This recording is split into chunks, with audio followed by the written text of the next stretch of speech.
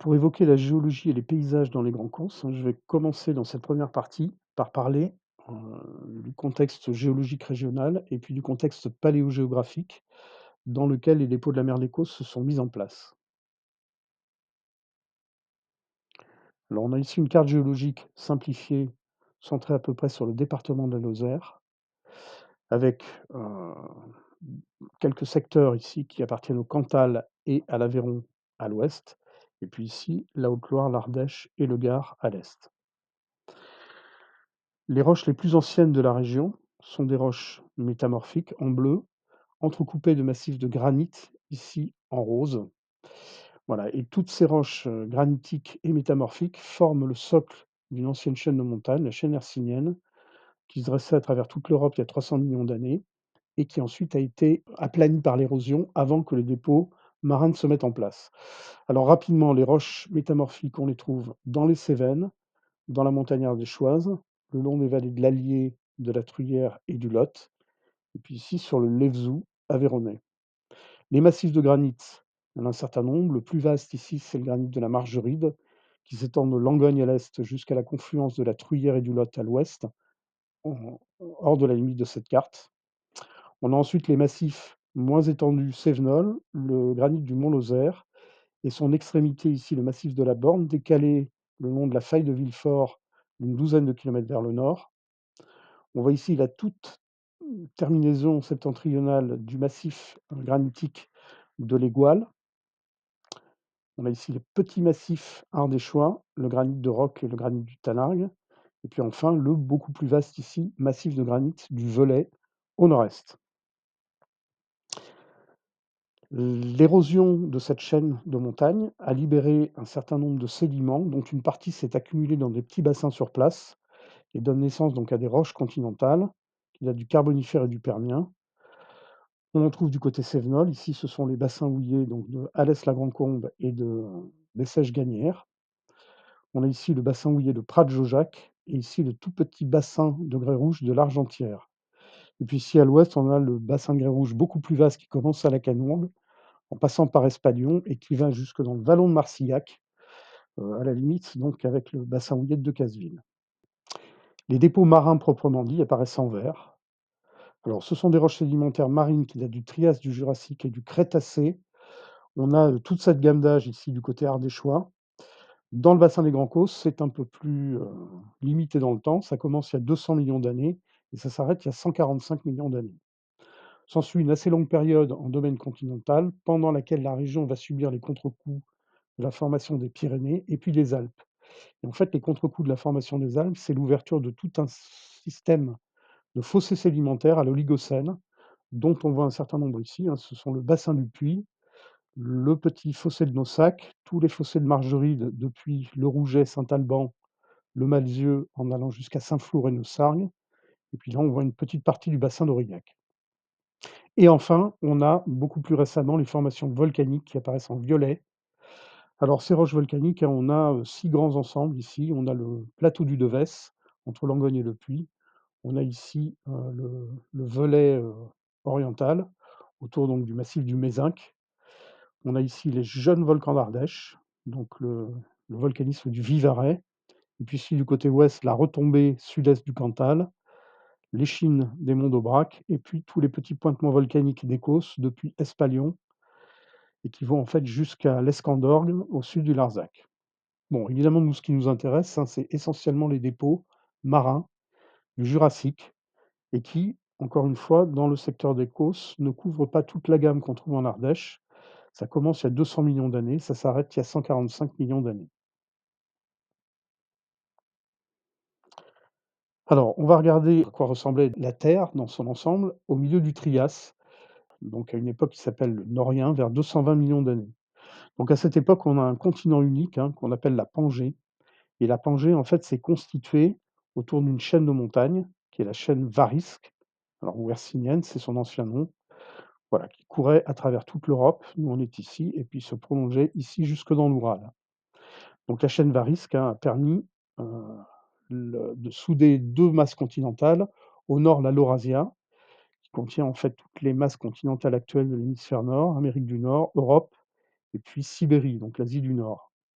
et au sud, la deuxième masse continentale, c'était le Gondwana, avec toutes les masses continentales de l'hémisphère sud actuel, Amérique du Sud, Afrique, Antarctique, Australie et puis le sous-continent indien.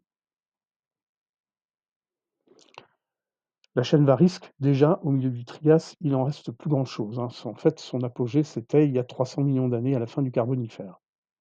Et puis alors après, on va faire un petit bond dans le temps, jusqu'il y a 200 millions d'années, au début du Jurassique.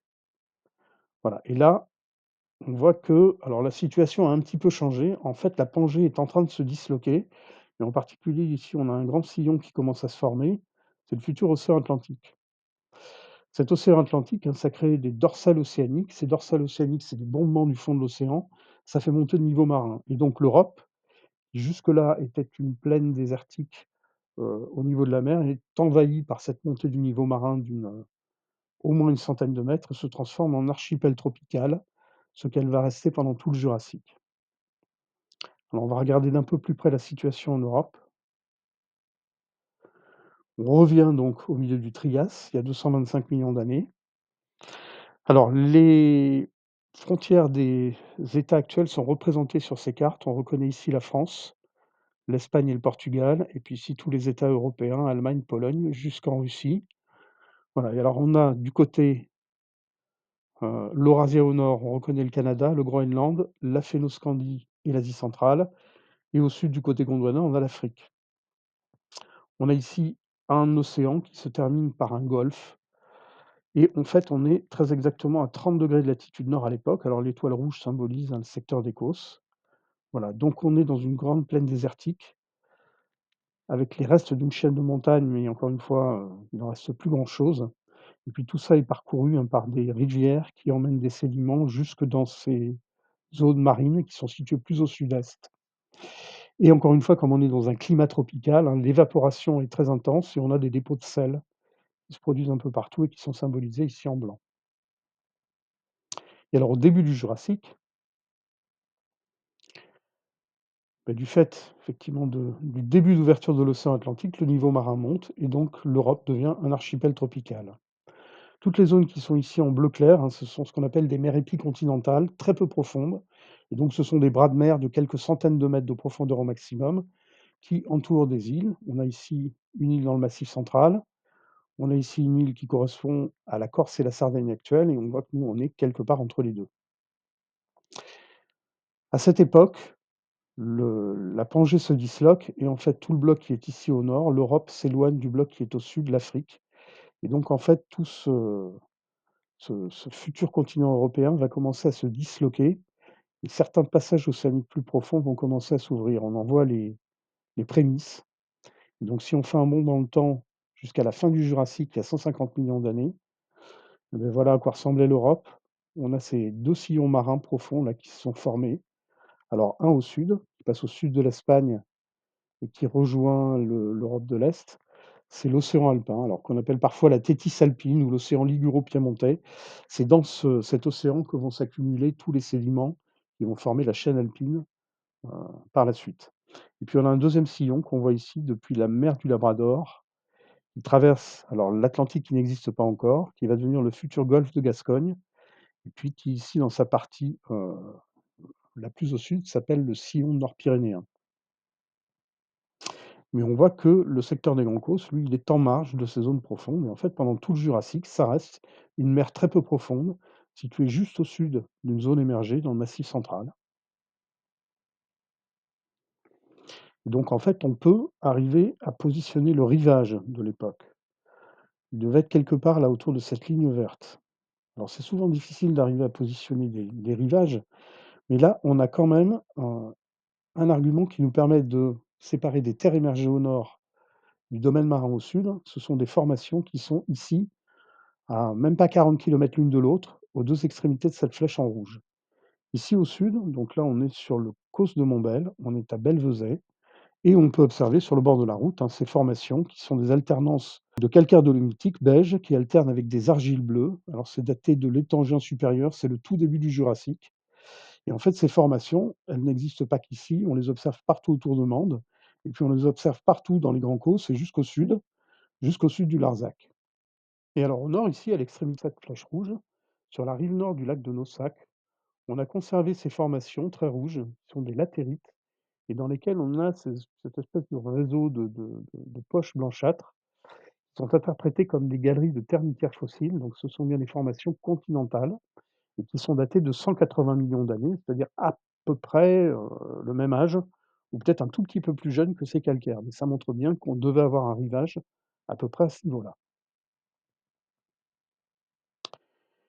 Et alors, si on a bien des terres émergées au nord, au sud, on est un domaine marin, mais c'est pas du tout un domaine marin homogène. On a certaines zones qui sont des hauts fonds, stables, sur lesquels la profondeur d'eau n'a jamais dû excéder quelques dizaines de mètres et certains même imaginent que le mont Lozère aurait pu rester une zone émergée et qu'en fait, hein, l'envahissement marin se serait fait par le sud et aurait contourné le mont Lozère à l'est pour venir ici former un espèce de golfe au nord. Voilà, on a également des zones stables du côté des Xous et du coup, comme les dépôts étaient très peu épais, ils ont été éliminés par l'érosion. Par contre, le domaine des Grands Causses, lui, on peut avoir jusqu'à 1 500 mètres d'épaisseur de calcaire parce que c'est un grabène. Un grabène, en fait, c'est un fossé limité par des failles et dont le fond s'enfonce. Voilà ici une coupe schématique, hein, alors qui partirait en gros de Salles-la-Source en passant par la Caniourgue et puis en filant vers le sud. Et on voit qu'effectivement, on a bien sur les bordures des zones où les dépôts sont très peu épais. Et puis ici au centre, alors limité par des failles à l'ouest et à l'est, on a un bassin qui s'enfonce et où les formations sont beaucoup, beaucoup plus épaisses. Ces failles, elles sont encore visibles sur la bordure, sud-est du Causse Méjean. Voilà, on a ici un exemple d'une de ces failles près de Gatuzière qui décale, ce niveau de dolomie, du Jurassique moyen, dans lequel sont formées un tout petit peu plus, à droite de l'image, les formations, enfin le chaos de Nîmes-le-Vieux.